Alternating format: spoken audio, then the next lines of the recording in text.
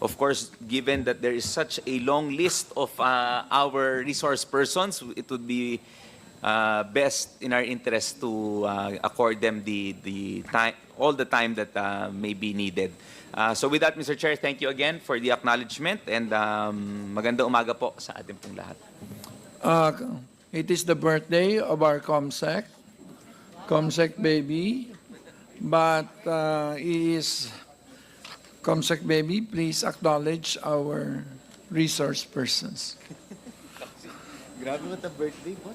Good morning, Your Honors. Magandang umaga po sa ating lahat. Birthday din kagabi. Our resource persons for the Joint Committee this morning are the following.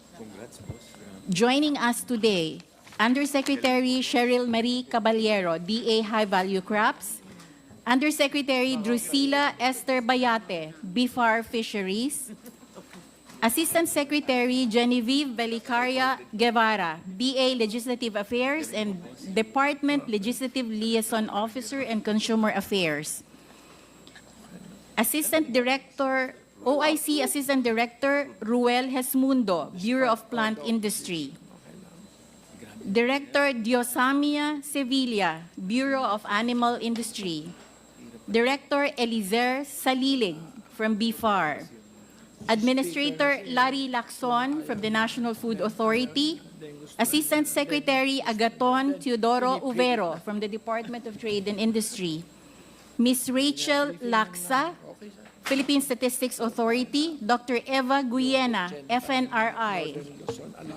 Attorney Mark John Palomar from PPA, Philippine Ports Authority, Attorney Leah Banagi Han from the Cooperative Development Authority, together with Ms. Daniel Victoria Garcia, AVP Maria Melissa Bernardo from the Land Bank of the Philippines, and SVP Antonio Owen Maramag from the Department of, from the DBP, Development Bank of the Philippines, Mr. Lionel Tangkangko, Malusog at Matalinong Bata Coalition, former Administrator Roderico Bioco from the National Food Authority, Attorney Regidor Karingal, Top Seed Agri-Products Trading, Mr. Ronil Carmona, Pacific Sealand Corporation, Pacific Sealand Foods Corporation, Mr. Edwin Mapanaw, Philippine Association of Feed Millers, Inc., Mr. Romualdo Elvira, Philippine Maize, EVP Eric Harina, Pork Producers Federation of the Philippines, Mr. Rosendo So, Samahang Industriya ng Agrikultura, Attorney Elias Jose M. Insyong, United Broiler Raisers Association, Miss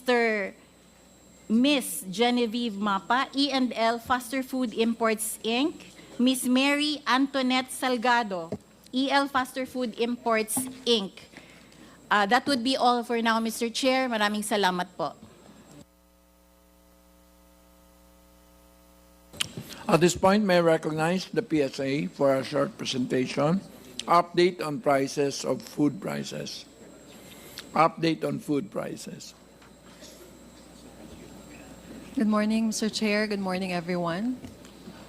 I will be presenting the updates on prices of selected commodities. If I may request the Secretariat to upload. flash in the screen.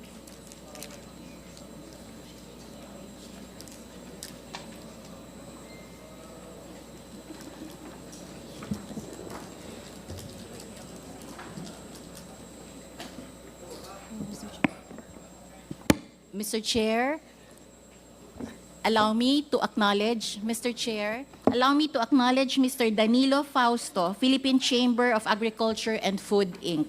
Thank you.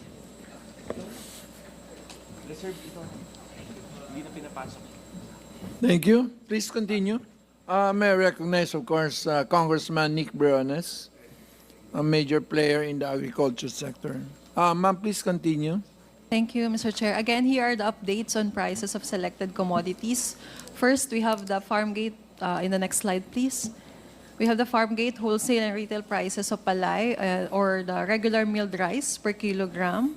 For December 2024, the latest data available, we have 48.81 pesos per kilo for the retail price, 43.14 pesos per kilo wholesale price, and 20.70 pesos per kilo for the farm gate price.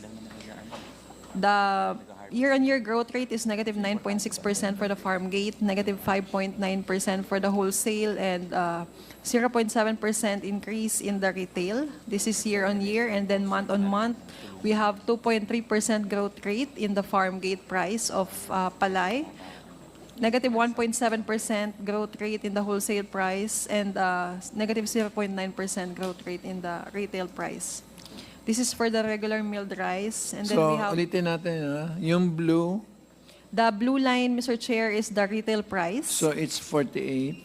48.81 Wholesale pesos. is The wholesale price is the green line, 43. 43.14 pesos per kilo, and the orange line is for the farm gate price, 20.70 I'm pesos. sure we will not try to explain why mas malaki yung bagsak ng farm gate. But at least we're seeing sa retail and wholesale. Yeah. Wala man rason, no? Kasi it's not even harvest season. Yes, Mr. Chair, this is based on our data gathered Okay na, from sige, the field diretso lang. office. Yeah. Thank you, Mr. Chair. That's all? For the next slide, we have the farm gate wholesale and retail prices of palay and the retail price for the well-milled rice. So we have 54.38 pesos per kilo retail price for the well-milled rice with 2.3% month-on-month growth rate and negative 9.6, negative 0.5% month-on-month growth rate and 1% year-on-year growth rate. And then we have 47.08 pesos per kilo wholesale price with negative 1.4 month-on-month growth rate and negative 4.1% year-on-year growth rate. And then for the next slide, we have the farm gate wholesale and retail prices of palay and special rice. So for special rice, we have 63.42 pesos per kilogram this December 2024. Is that DT8? That's DT8, no? Again, Mr. Chair. The DT8. The premium rice. Yes, Mr. Chair, special rice. We have 63.42 pesos per kilo in December 2024 with negative 0.5% month-on-month growth rate and 0.5% year-on-year growth rate. For the next slide, we have the farm gate price, wholesale price, and retail price. Sus! Di mamahal ang baboy. This is for corn, Mr. Chair, corn, white Kaya corn. nga, 70% ng baboy is mais. So for the retail price, we have 60.06 pesos per kilogram in December 2024. And then for the wholesale price, 18.02 pesos. And for the farm gate price, 13.61 pesos per kilogram. The growth rates are shown in the screen. Next slide, we have the farm gate and retail prices of pork or hog per kilogram. For the retail price of fresh pork, meat with bones, 1 kilo, we have 296.31 pesos per kilo in December 2024 with 0.9% month-on-month growth rate and 4.1% year-on-year growth rate. And for the farm gate price, we have 182.71 pesos per kilogram in December 2024 with 2.3% month-on-month growth rate and 4.8% year-on-year growth rate. Next, we have the farm gate and retail prices of chicken per kilogram. In December 2024, we have 218.75 pesos per kilo of fresh chicken whole, 1 kilogram. This is retail, the blue line, and then we have the orange line for the farm gate price. Of chicken broiler, we have 141.89 pesos per kilo. Mas stable siya. And for the growth rates, we have 2.2% increase in the farm gate price month-on-month and 8.4% increase year-on-year. And for the retail, we have negative 0.3% month-on-month growth rate and 4.2% year-on-year growth rate.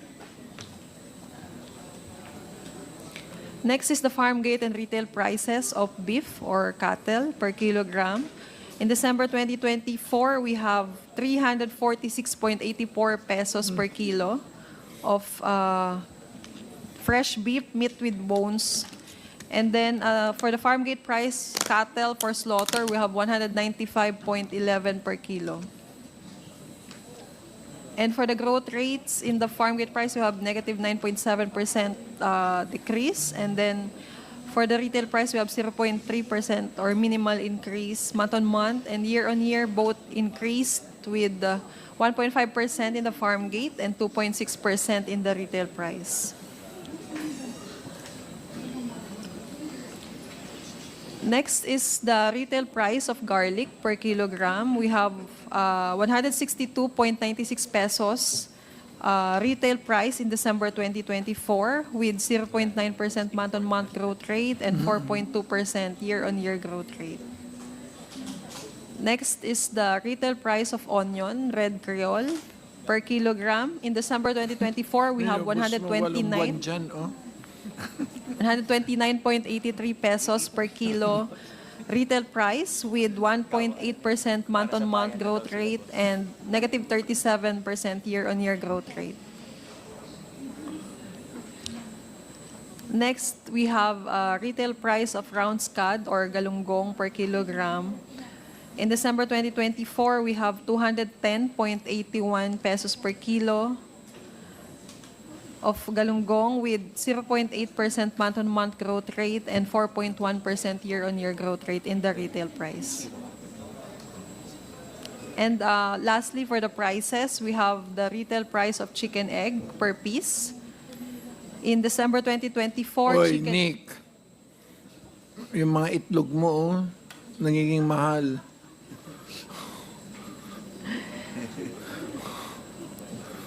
Kaya ka pala umalis. Mananagot ka dyan. Uy. Yeah, please continue. So, thank you, Mr. Chair. In December 2024, the chicken egg per piece is worth 9.22 pesos per piece with 0.2% month-on-month growth rate and 4.1% year-on-year growth rate. And as requested this morning, we also have the inflation rates in the Philippines. In December 2024, we have 2.9% inflation rates for the all items. This is higher than the November 2024 inflation rate of 2.5%. And then for food items, we have 3.5% inflation in December 2024. This is the same as in the November 2024 inflation for food. And for the annual 2024, we have 3.2% annual average inflation for 2024 at all items and 4.5% for the food.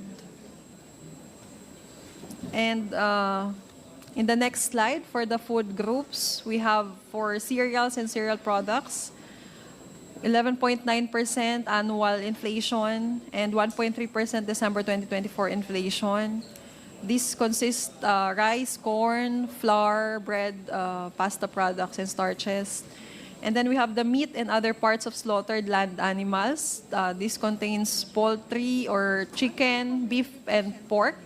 Annual, we have 2.7% inflation, and in December 2024, 4.9% inflation.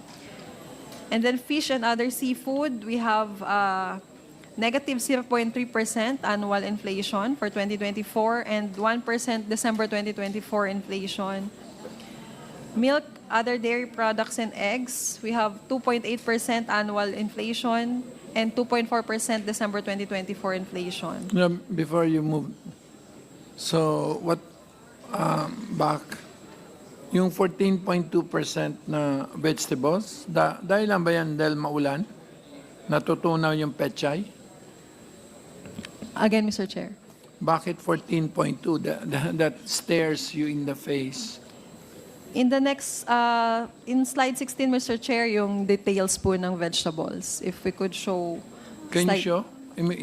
Can we jump to that? Slide Nana? 16, please. For the vegetable, Mr. Chair, ito po yung ating mga commodity or Sus. detailed.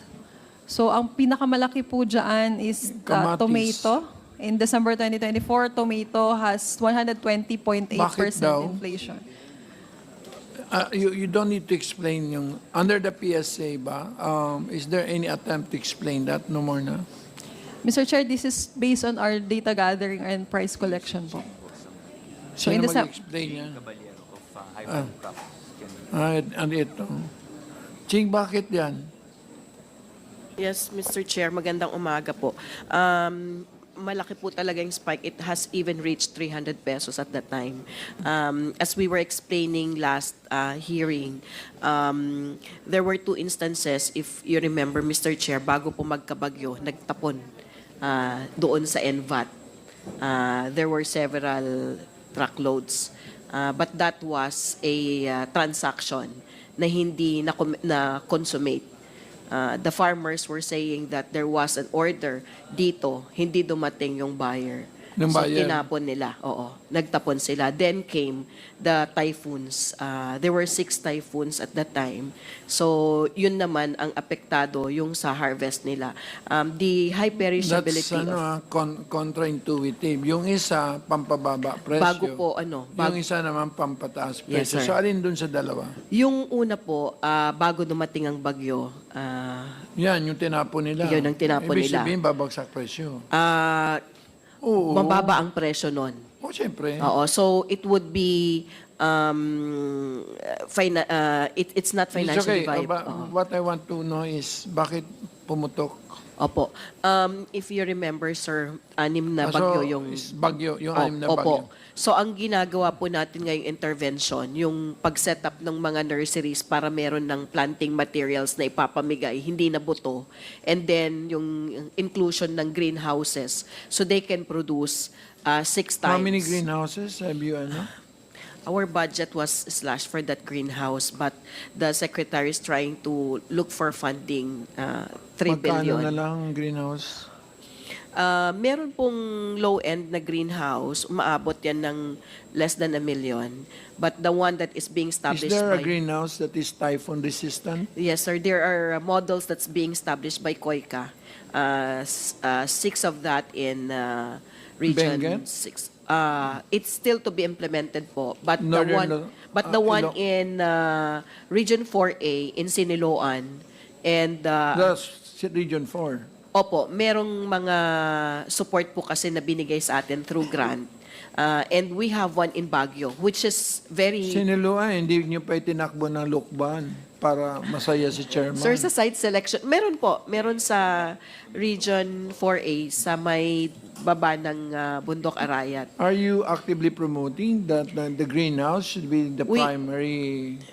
For highly perishable vegetables, bell pepper and tomatoes would really be financially viable because they can produce 3, 4, 5 times a year. Yan yung may temperature control na, may tubig control na, may... Fertigation po siya. Tapos, And then ilang floors inside?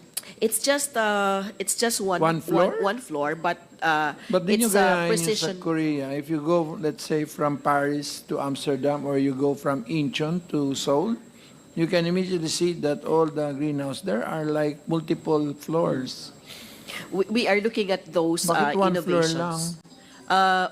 Well, that's a grant. So That's we a have grant. to work on the design of the project that took off from the Anyway, Baguio model. Thank you. So let's go back to PSA and finish, and so we can jump to rice and then back to FNRI. Meron ka pa ba? Yes, Mr. Chair. Yung just- kamatis, yung yan. Yes. So aside from tomato with 120.8% inflation in December, we also have chili with 13.5 and cabbage 37.9%. Those are the vegetables with high inflation. But you could also notice the onion and shallots, we have negative 34.7% inflation. HBCC ka, bakit, why are they going in different directions? Yung isa pabagsak, 35. Yung isa paakyat, 121. So I don't know why isn't there so there is no such thing as a class of products that should have at least one, not unidirectional, but not this like na they're going. Yes, ma'am. Yes, sir.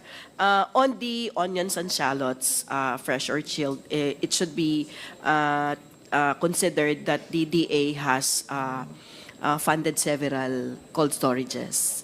And these cold so storages yung cold were able storage to na nagpababa. contain. Opo. Tapos, On the, kasi ito yung onions and shallots. For tubers, plantains and cooking bananas, some of the information that we got in Mindanao, they are, I don't understand though the decrease in price because when you go to the market, it's quite mahal. But we'll Lionel? check on the tubers, Mr. Chair. No, Lionel, because can you sit down here? Lionel, the valedictorian, summa cum laude Bataneo, where are you? Lionel, do you have a theory for this? Because Lionel says, planters' intention are determined by government support.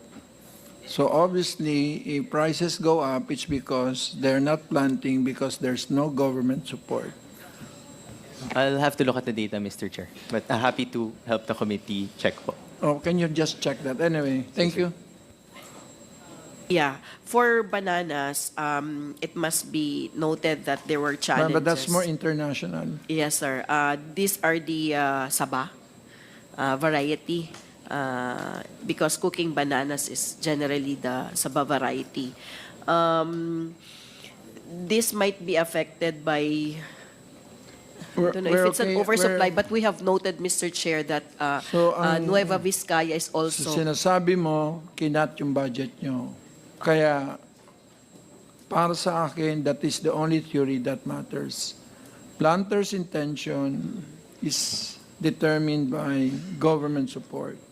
And therefore, no government support means less supply and therefore higher prices. I live by very simple, So, how much are you asking government for? Well, we ask for... Magkano ba inislas ng Congress? We ask for 14 billion, sir, for 60 plus commodities, plus the innovations. So, yung 14 we ilan only ang got 3 billion. 3 billion. So Yes, kami sir, may 3.2 po. kasalanan. Well, that included also our funding for coffee. We're So supposed you want to sit down here na lang? And No, sir. I We're question trying you. our best to live with the budget that we have. There are some Tuturuan technologies. ko kayo kung paano makakuha ng additional budget. Thank you po, Mr. Chair, for We this. will identify savings and then we can augment. Basta may bahay. Yes, Mr. Chair. Anyway, Thank so you po. now, are you finished, PSA? More or less. Mr. Chair, just the meat po. One last slide po. Okay, one last slide. In Parang slide kanta. 15, please. Okay? This is for the details of the meat. We have meat of bovine Oh, animals. very stable. Congratulations to the importers and local producers. So, ibig sabihin, hindi sila affected ng ASW, tsaka ng ASF, tsaka AI. Looks like, have we stabilized? Who is in charge of meat in But we will go to the meat later. How can the prices be stable when corn prices are rising like shit?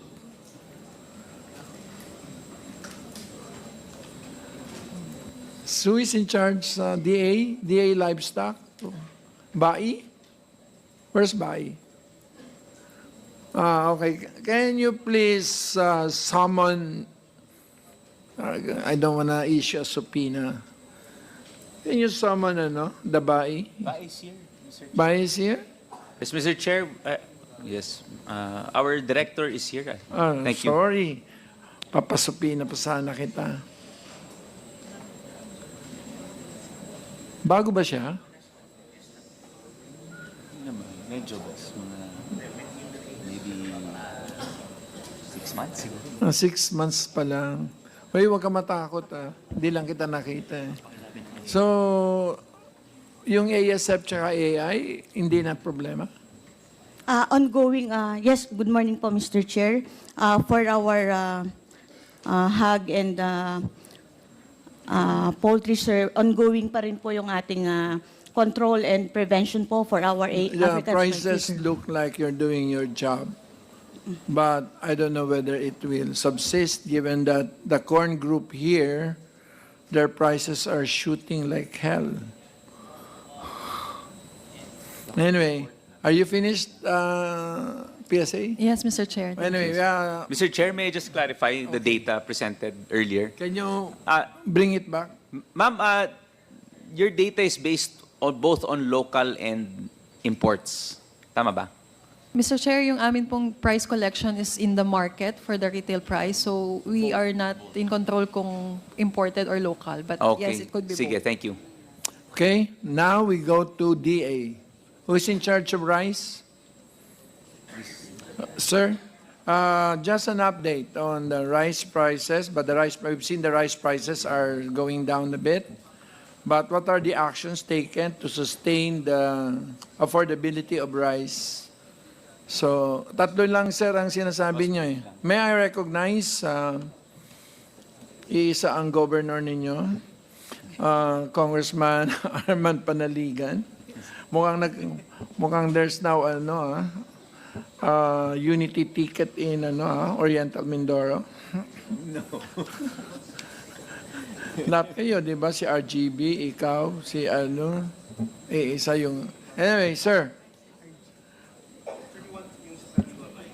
No, the Kadiwa, the NIA, rice contracting, and NFA, flashing out.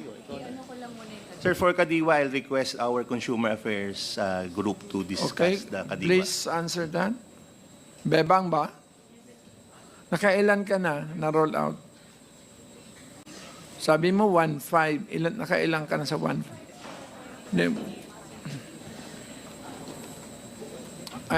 Good morning, Mr. Chair, to my fellow workers also in government, good morning, and also to the committee, good morning. As to the 1,500 share, that is our target for I know, how many na? 2028. As of 43. now, we had 109 Kadiwa centers. All in NCR. All in NCR, but we have additional 23 for the How much markets. are you selling rice there? We have different varieties now, but for the rice for all, we are selling it at 38 38. pesos. Baka pwede mo naman kahit papaano, out of the 102, pick up price o PSA. Mapababa man lang. You don't do any kadiwa, no? Mr. Chair, we are ongoing process of the rebasing for Kasi our there are 102 inflation. pick-up points, which you average, right? So there's no kadiwa there. Not yet, Mr. Chair, but we are considering for the updating that we are Okay, that's doing this good. year. Panahon ni Gloria, kalat talaga. Because ako may pakana nun eh. Buy at 28, sell at 18. Anyway, so, asa na si NFA? Galit na galit sa iyo si Janet dahil nangako ka daw na 1.5 million tapos ilan na ba binuhos mo sa merkado?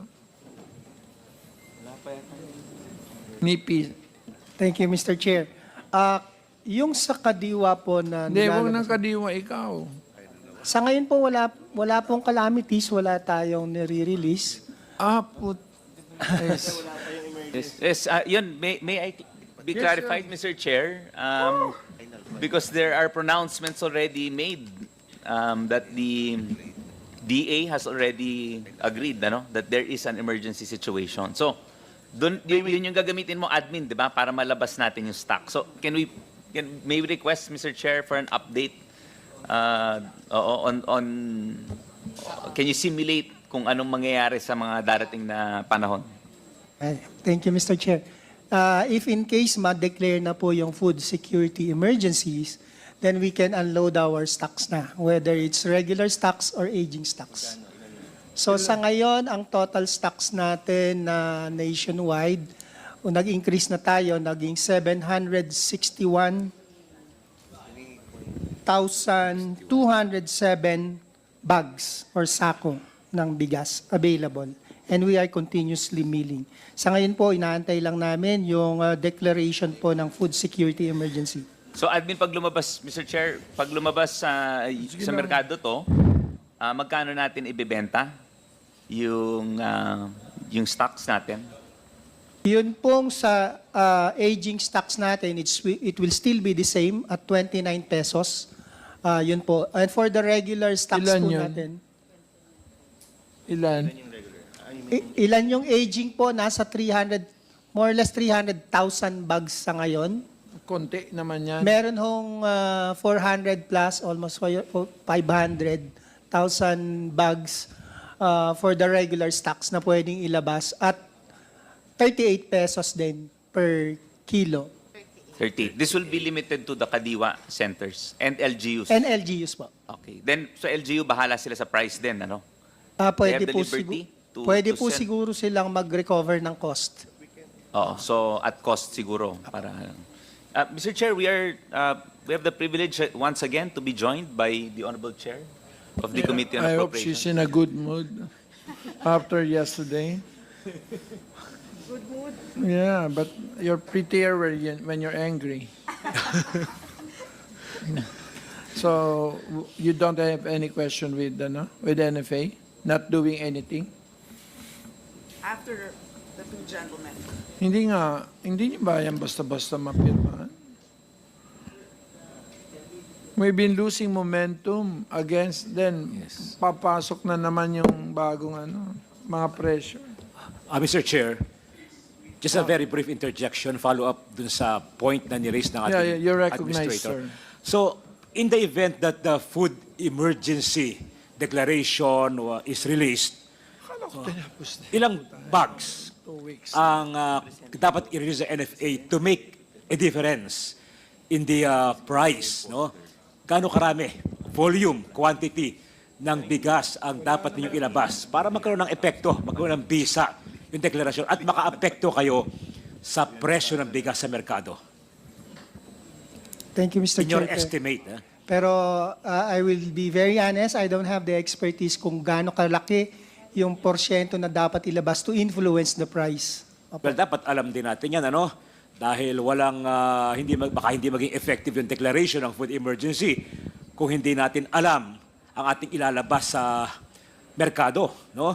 Dapat calculated natin yan at naniniwala ako ng NFA ang mas may expertise sa bagay na yan.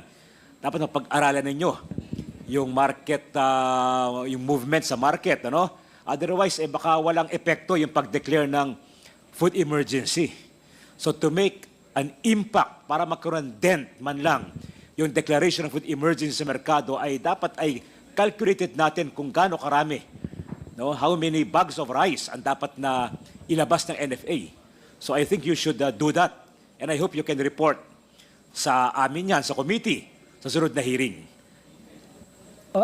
Thank you, Mr. Chair. We can try our best to calculate that. Pero during the pre-RTL, that's the only time when NFA has the influence sa pricing. Yun po yun. Halos nasa lahat po ng merkado noon ng NFA. Kaya ngayon ang ating nirevise sa amended rice tarification law para magkaroon ulit ng measure of regulation ang gobyerno, no, through the DA sa usaping ito. Kasi nakita natin no. So I hope that you can come up with a more complete update sa amin sa next meeting. Siguro kahit naman kami recess, meron pa rin sa sipag ng aming chairman ay kahit siguro recess na tatawag pa rin ang hearing yan.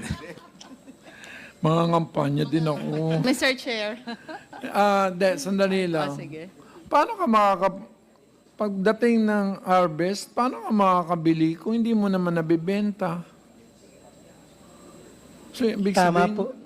so, ibig sabihin, walang sino gumawa ng batas? Tayo, di ba? So, bakit lalagyan mo ng emergency for them to sell? And then you give them buffer stocking, and then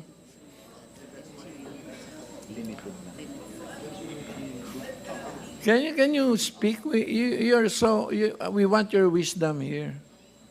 So how do you Mr. Chair. untie this Gorgon knot? we actually put in a provision for a 5 billion fund, but that was vetoed. Vetoed. Okay. But that was the hope, that in short, it would be the seed fund, and then gagamitin yon every time. Yeah, to buy, first to buy it at 23. Exactly, and then gagamitin yon to To refresh also. exactly to replenish. But they etc. cannot refresh because there is no emergency. Oh my God, what did we do? No, but then I thought that we broadly defined, there are 3 conditions of emergency, di ba? Either, exactly, at saka meron din extraordinary, yes. I think at this point, sorry, can you summarize everything, Morales? What is our problem? FA, considering that they can buy now at 23, yung pinaka-average, so punong-puno sila, they cannot sell sa merkado, makakapaglabas lang sila kung one, kung aging na yung stocks. It's allowed by RTL. Second, kung may extraordinary circumstances like yung food security emergencies. We can only declare kung mayroong shortage sa supply, which is sa ngayon, hindi naman. Pero second, yung sa prices, yung extraordinary increase in prices.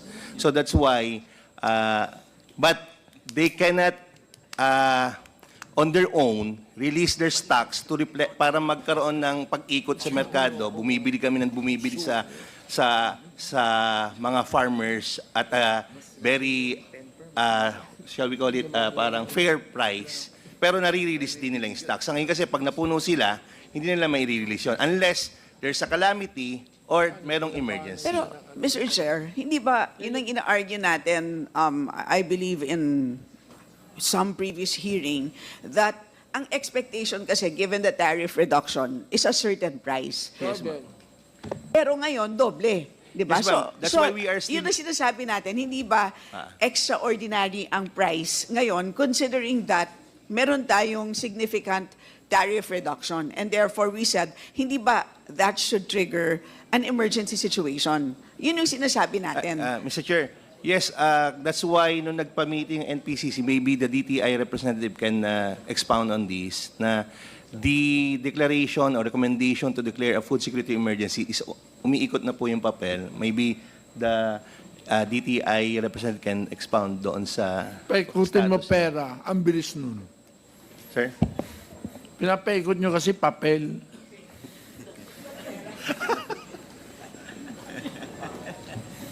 Hindi, DTI, asan ka?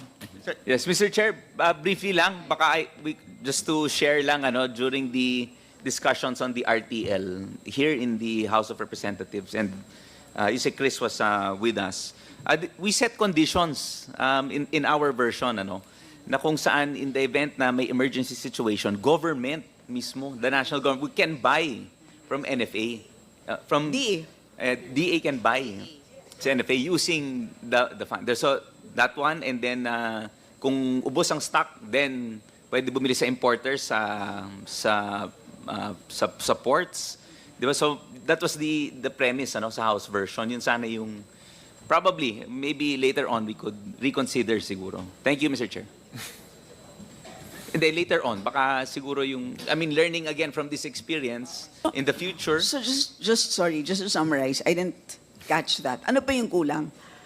Sir, Mr. Chair, we're still waiting for the recommendation from the NPCC Oh my God. for the declaration. So, yung paper po kasi, I think umiikot nga.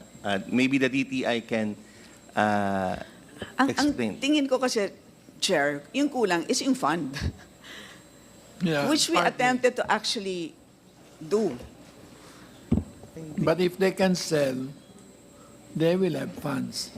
Yes, but then yung seed capital is what we attempted to do. Yun nga. We put in, di ba, 5B? Pero So they will have to sell, Mr. Chair. What is the No, outlook but of the that thing is, siguro? Mr. Chair, my question is, when you sell, yung proceeds, are you allowed to keep?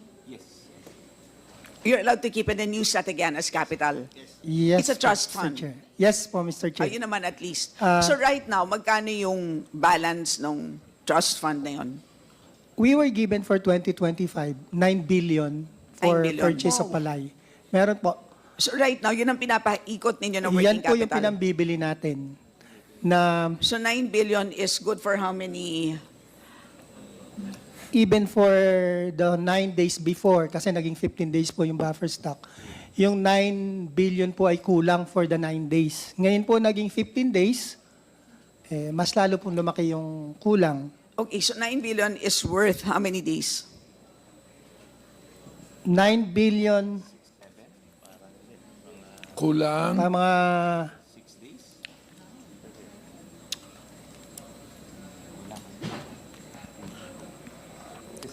13,892 divided by 360 times 9. Ilan ba yan? Eh, Pahingi nga. kung sa 23 pesos po ang bili natin ng Huwag ka palay. muna dyan. Sa Ay, sorry po. quantity ka muna. Can you help me? Wala akong calculator. 14,000 ang kinakain natin. Divided by 365 times 9. Yan ang buffer stock. It's based on consumption. A buffer stock is based on consumption, not on production. Ano? So anyway, admin, can you just clarify na naging mas malaking problema sa inyo dahil tinaasan nyo rin yung buying price ninyo, di ba? 23 pa rin sila. Pero nag-30 kayo last year, di ba? Last year po nag-average po kami ng 27.34. Ngayon po at current price ngayon, nasa 23 kami, but we can increase it up to 30 if need be. So base is 23. Base is 23 for clean and dry. Sige, thank you. Mr. Chair. So, 390,000 metric tons dapat ang hawak mo. Paki-multiply nga yan. Ang layo sa 9 billion yan. Halika nga, magkano yan? 390,000. How much money is that? Ayan na, Mr. Chair. Presyo, magkano? Kailangan po namin ng 14.2 billion For that 9 days. For that 9 days. 100,000 metric tons? Yes, sir. For the 9 days buffer stock, we need at least 14.2 billion. Na ang binigay po sa amin ay 9 billion.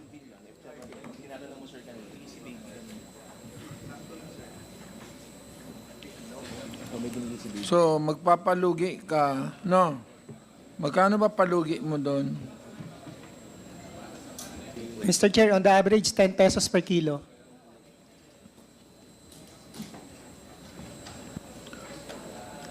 You're allowed naman to take losses, di ba? Mandate naman. Yes po. Basta dyan sa Monday. Anyway. Okay, can we close that? Yeah.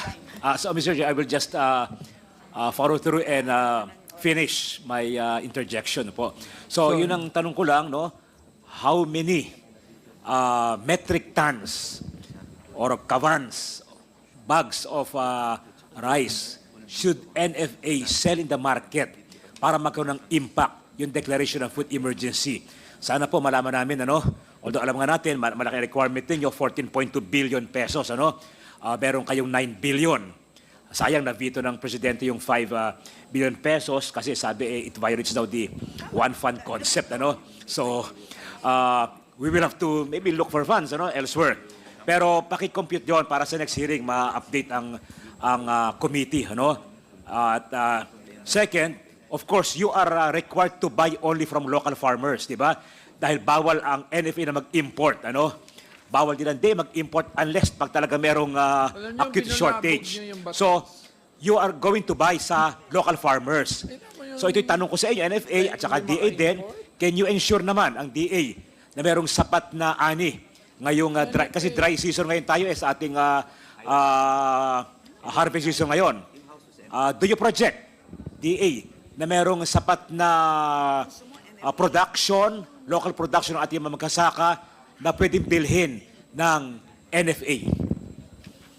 Mr. Chair? Pakisagot na lang po. Yes, sir. If the decrease in budget, not almost 10 billion, hindi ibabalik, we are projecting or estimating about 19.2 million metric tons production for 2025. Pero kung maibabalik yon, which the President has the go signal na to make ways paano maibalik yon 10B. Ibahin mo yung production support sa Sir, NFA. sa input support kasi sir yung nawala eh. So it will greatly impact doon sa Planting intentions. Sa intentions ng mga Yes. farmers. So kung hindi may around 20.5 yung in-expect natin production for 2025, which is the highest. Pero sir, it Di ba will pinalayas na natin yung mga importers? Wala na, is there any importer pa dito? Wala na, no? We discharge them because they're not doing anything bad. Yeah. Mr. Chair, just to reiterate, I had requested 3 importers to be present today. Okay, that's good. Where are they?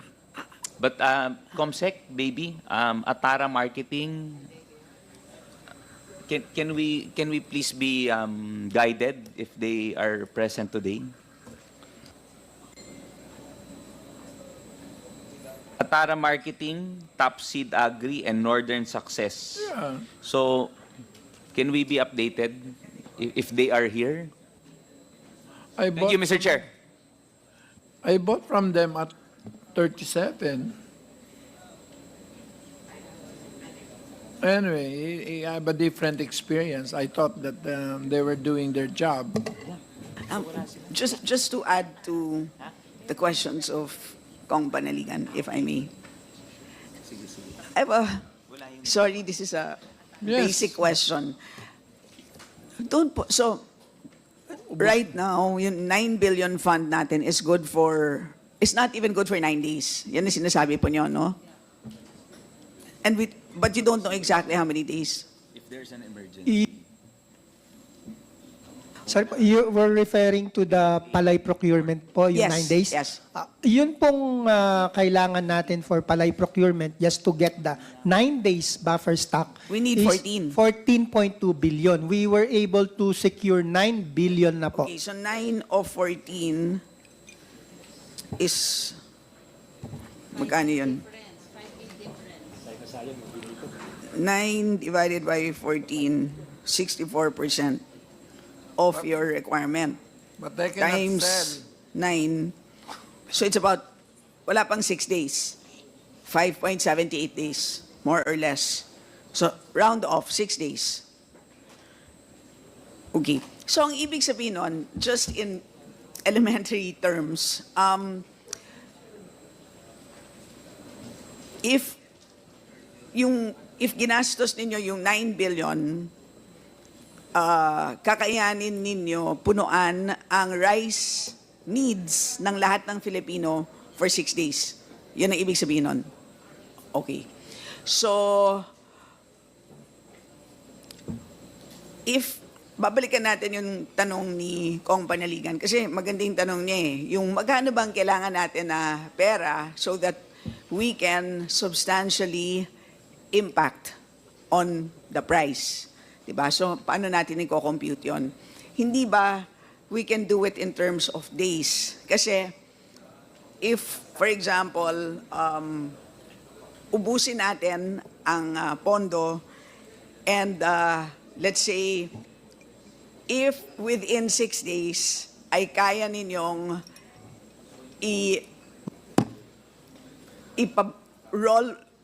i-roll over, di ba? Then you can just keep on, kasi all Filipinos, di ba? Yung lahat ng needs, rice needs ng Filipino for 6 days is kaya mong punuan, right? Tama ba ako? Of course, imposible naman na lahat na kaya na at sobrang galing naman ng DA, that it's completely impossible, right? So the question is, how many days needed to fully,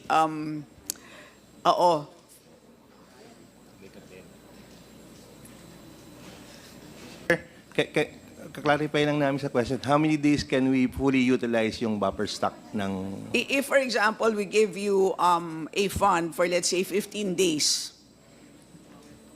tapos inubos nyo yun, so every 15 days, nasa-subsidize nyo lahat ng rice needs ng Pinoy, right? Pero ibig sabihin nun, kailangan na procure nyo from the farmer at nabenta nyo lahat in 15 days. In short, nakuha nyo kaagad yung kapital ninyo within 15 days at ready na kayo ulit to procure, which obviously is not possible, right? So, Ma'am, dagdag ko lang, Mr. Chair, no? so what is like the full, what Siguro, is the total number of days needed for a full cycle, in short? To go from procurement to, you get what I mean? To sale and, Replenishment. yes, to replenishment. Because hindi ba ganun yung pag-compute the easy way so that, of course, that's ideal kasi ibig sabihin nun, you want to subsidize all the needs of all Filipinos. And then, of course, if we know what that number is, we can work back and say, we don't naman need to subsidize 100% of Filipinos. Maybe you can say X%, right? So what is that? Kasi this is based on the capacity of DA, di ba? Okay. Thank you, Mr. Chair. Ganito po, no? In an ideal scenario ng ikot ng stocks, yun pong 15 days, yes, tama po kayo, mai-release natin yan kunwari on a daily basis. For example, after 15 days, mababalik yung pondo, less the subsidy. So yung pondo po natin, pababa ng pababa.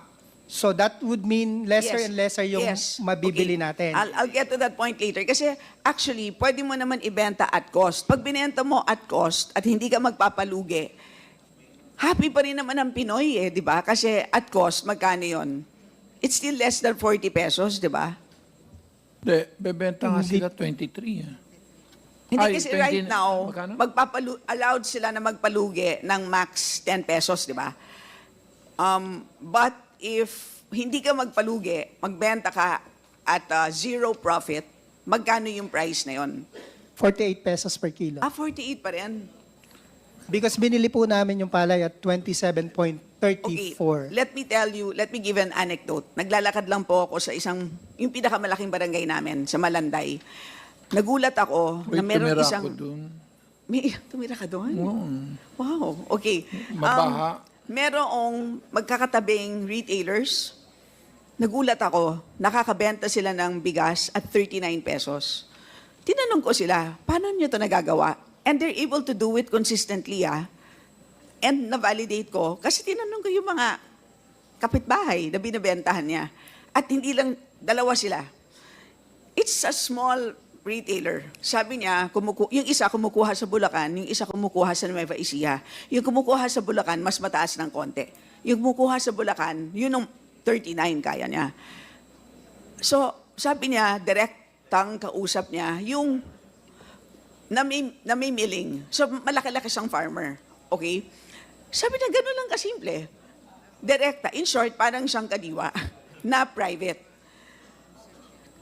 Ganon kasimple ang kanyang konsepto. Sir, hindi siya kadiwa, wala siyang subsidy. Kaya niya magbenta at 39. Mr. Chair. Kaya niya, sir, di ba? Sorry. So yun, in short, ang naisip ko nga, bakit hindi ninyo nire-reward ang mga ganyang klaseng retailers? Di ba? I mean, sorry, it's a separate issue. But I'm just saying, kung kinakaya nilang maliliit, bakit hindi kaya ng kagawaran na napakalaki? Mr. Chair. Okay lang. First, may I recognize Dichetina Pancho? And, short interjection. No? Yes, Mr. Chair. Huwag kang mag-i-speech, ha? Hindi po. Tapos na po ako kahapon ng privilege speech, Mr. Chair. Follow up lang po kay Chair Stella. With respect po kasi dun sa supply chain ng ating rice, sinasabi nga natin from the farm gate, di ba? In between yan, dapat direct ito sa retailer natin. And then direct sa end user or sa consumer. So, meron pa po bang middleman na nasa gitna? And that's the very reason kung bakit ang price ay mas tumataas dahil sa markup from farm gate, di ba? To the, dito sa ating middleman, meron pa po bang ganon? If there is, pwede ho ba nating matanggal yon yung mga middleman para yung supply chain diretsa dito Morales. sa retailer tapos sa end user? Ano po ba ang pwede nating maging magawa para ma-address ang issue ng mga middlemen natin? Mr. Chair, yes ma'am, meron pa rin kasing kaya tumataas yung presyo because of the intermediaries. That's why isa sa priorities ng Masagana Rice Industry Program is to strengthen yung farmer clusters. Kasi kailangan yung buhos ng intervention ng gobyerno sa kanila para imbis na panay na rin yung ibenta nila, makapag-mill sila ng bigas, diretso na sila sa market. Yun yung vision na tinutunguhan po ni Secretary na talagang to lessen, kundi ma-eliminate yung nasa middle, to lessen yon para may improve yung directly market to farmer clusters na yung approach. That's yun yung goal and vision and objective. Isa sa mga goal and objective ng Secretary po. Okay.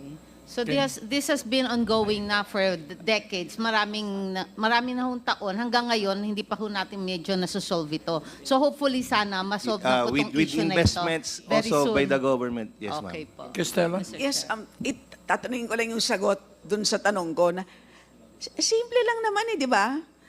Bakit hindi nyo kayang gawin? Thank you, Mr. Chair. Unang-una po, yung cost ng palay namin mas mataas dun po sa mga trader at yung mga local players. 27.34 po yung average namin last year. And we are expected sa NFA to buy higher than the traders kasi nga po, suporta sa magsasaka. Unang-una po yun. Dun po ang bulk ng cost namin. Pangalawa po sa operation, ang mga makina po namin ngayon, kanya namin minomodernize, mga luma na po. Okay? So medyo inefficient na. That's why nagmo-modernize po tayo. Pangatlo po. Di ba sinasubcon nyo yan sa ibang ano? Meron pong portion nito, mga 70% pinako-contract po. And then, yun pong operating expenses po natin, I'm just assuming, kanya po malaki ang ating gastos, we give all the benefits of the government employees para sa mga empleyado and all. Yung pong mga private traders Pero, wait, and... allowed kayo bumili ng bigas, right? Hindi po bigas, palay po. Pero sa RTL amended, hindi, pag emergency nga. Pero right now, emergency na nga, di ba? Wala man proclamation. Hindi, malapit na, umiikot na. Because, guys naman, nakailang hearing na tayo. Nakalimang kinta, hearing na tayo. That was the first question that I asked during our first hearing. Na umabsent lang ako. This At 6 hindi ko weeks, na this is tinanong. our 6th week because absent kami last week. Yes, pero 'di ba, Chair, if I remember correctly, that was my very first question on our first hearing na kailangan nyo nang i-declare na meron tayong emergency because clearly merong extraordinary price levels as a result of the non-translation of the tariff reductions on the current price levels. And this was many weeks ago. Sir, nasusunog na ang pabrika. Yes, more or So less. anyway, sir, ano ang deadline nyo dyan? Pwede po ba ngayong araw na to, bilangin nyo, sir, kung ilan pang hindi pumipirma. Paki-report po sa amin kung sino ang hindi pa pumipirma. DTI? Sino ayaw pumirma? Mr. Chair, good morning. Hindi naman sa ayaw. There were some dun sa mga I think it's more of the wording of those, the formula for declaring extraordinary price to support the declaration. Tapos na yung mga comments. Yun ang medyo maraming comments. But extraordinary Yes, price yes. levels. Yes. And ano yung dahilan? Basically, for the last 1.5 years, there had been that extraordinary price increase that is still present to date. So ang Sir kailangan lang... naman, wag na kayong mag-isip. Tignan nyo na lang yung inflation. Yes. Nakikita nyo naman na ang contribution ng rice, ang laki-laki. It's higher than our usual 3%. Sir naman, you don't need to have a PhD to make that analysis. Di ba, sir? Meron na, Mr. Chair. Tapos na yung draft. Umiikot Sino na. ayaw pumirma? Wala naman. Yun lang. The usual... Sino hindi pumipirma? Sinong hindi pa pumipirma? Double check ko lang kasi kahapon na finalize yung version na okay na sa lahat. Kasi nga meron mga it's more of the wordings kasi dumadaan sa mga the usual complete staff work of the secretaries na hindi yan pipirma kapag hindi na review. So kailangan that's the bureaucracy of it eh. Dadaan lang doon sa review ng bawat reviewer ng bawat Sige, secretary bago Sir, in 2 days, lalabas na yan? kaya na siguro. Kaya na, Mr. Chair. O in 48 hours, may lalabas na. In which case, pwede nang bumili ng bigas ang NFA, ang DA. Tama? From NFA. DA dun sa amended, Yeah, di ba? how much- Okay. O, DA. DA pwede, di ba? Pwede na kayong bumili ng bigas. Pwede na magbenta ang NFA. So, FTI can also buy from NFA, bang? No, hindi kayo bound to just purchase palay, right? Tatlo lang. Amas, magkano budget mo para makabili sa kanya?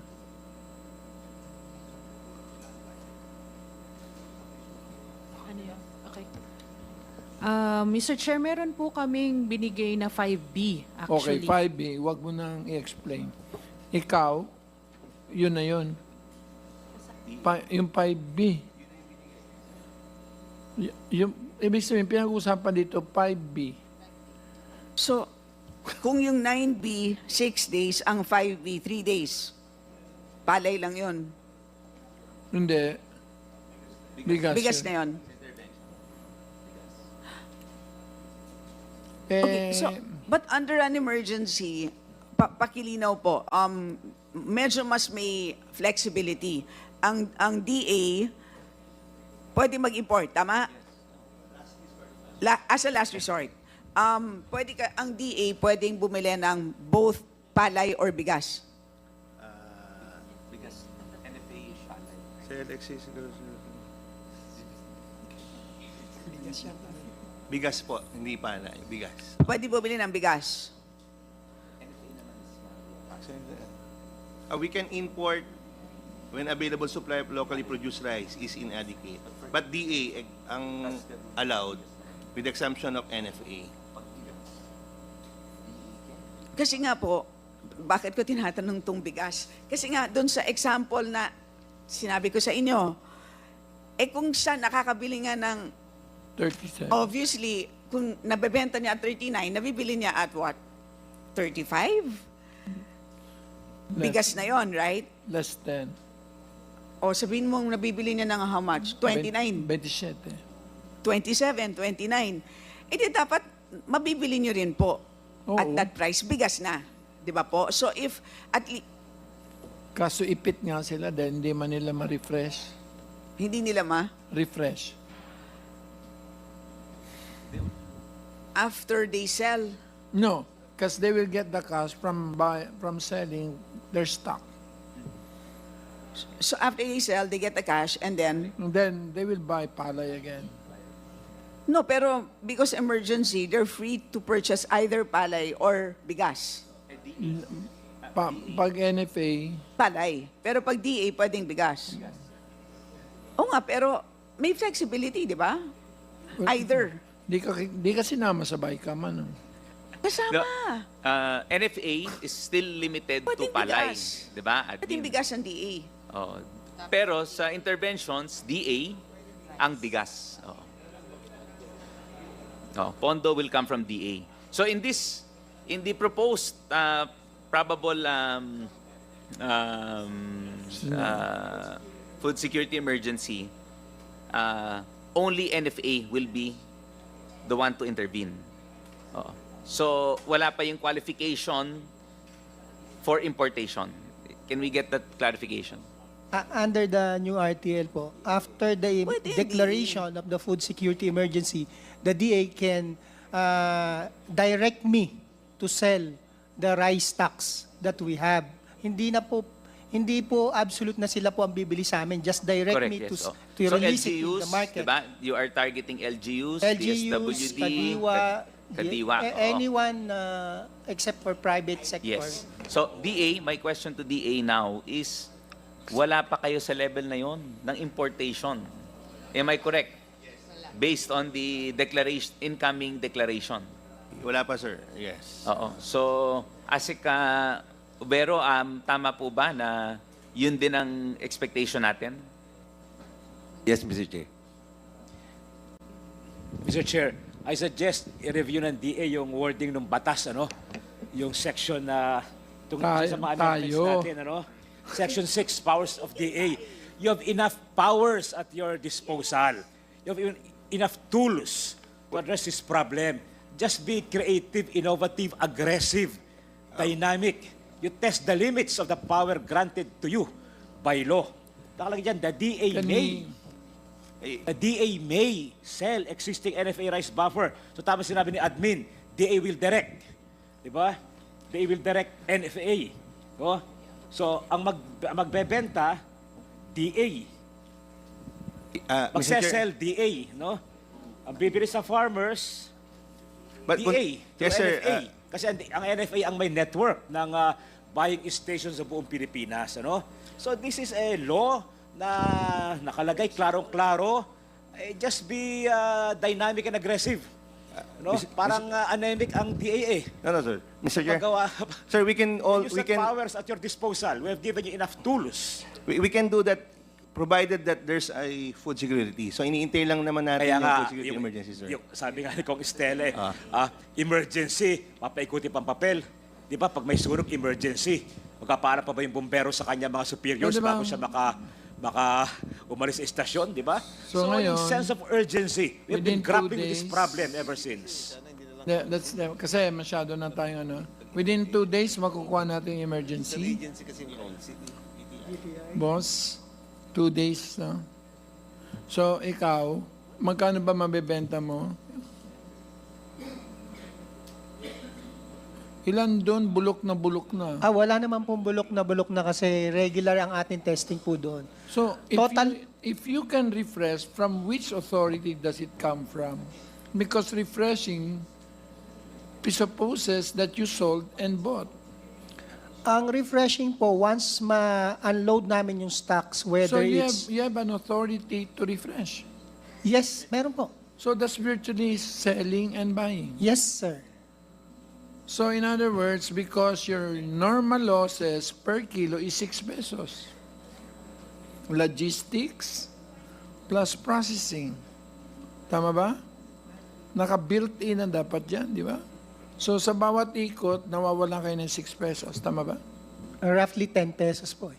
Roughly 10 pesos. So ibig sabihin, yung 5 billion mo, sa pangalawang ikot niya, 4.5 na lang siya.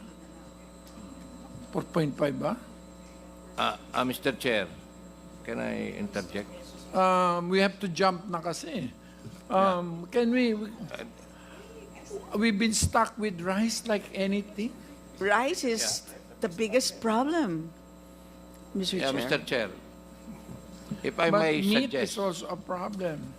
if I may suggest, Mr. Chair, sa NFA, considering na pag ngayon ka nagbenta, let's say meron ng emergency, nagbenta ka, nalulugi ka ng 10 pesos. Pero makakabili ka ng mura eh. So, pwede mong i-balancing eh, na hindi umabot na 10 pesos ang iyong mabibili, ang iyong malulugi. Let's say, magkano mo ibebenta yung lugi ka ng 10 pesos? From 48 to 38 ho yun eh. Pwede mong in between eh. Pwede Diba? po yun. Pwede naman po And yun. then, bumili ka ng mura, mababawi mo yung nalugi sa'yo. Di ba? Oh, God. Mababalance mo. Then continuously, yung pera tutuloy-tuloy yan. Dahil mas mura ngayon ang farm gate price. Di ba? They are mandated to buy higher than... Yeah. Dati 27 ang bili mo? O how much? Policy. Kaya ka nalugi ng 10 pesos. How much ang bili mo dati? 27 po. 27. Magkano 20. ngayon ang farm gate price?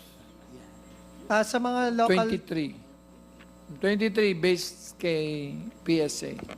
20.7 20 pesos eh. 20.70 O, pesos. so, then ibig it's fine. sabihin, pwede mong bilhin ng mas mataas, let's say, hindi 27, maaaring 23 or 24. And then, diliit na yung malulugi sa'yo sa susunod na cycle. Pag 20 kasi, wala na magtatanim. No. 23 or 24 pesos, not 27. 20, sinabi, sir. Can we have this? Parang lang, I will immediately back to rice. Can I ask for your indulgence? Kasi nasasayang yung mga oras ng mga executives. I know the people want lower rice price. Pinagbigyan mo ako kahapon, pagbigyan mo ulit ako ngayon. Alam ko, may I recognize, of course, from the powerful delegation of Bukidnon, La Arnie, Lavin Roque, Representative Steve Chongbian Solon,